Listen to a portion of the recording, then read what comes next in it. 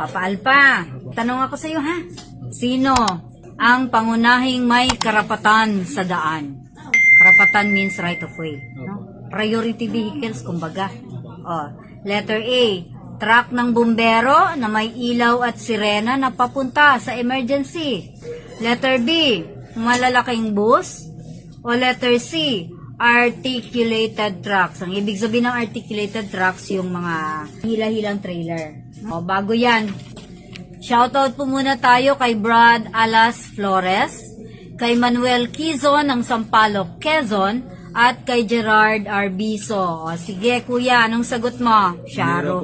Yan. Kasi meron tayong batas na ina-identify natin yung priority vehicles. Ang priority vehicles na binibigyan natin ng daan is unang-una, syempre, ambulance. Labas na dun sa fire truck. Ambulance. PNP patrol cars. Military vehicles. LTO patrol cars. And last but not the least is yung diplomatic vehicles na carrying state leaders. So yun yung padadaanin natin.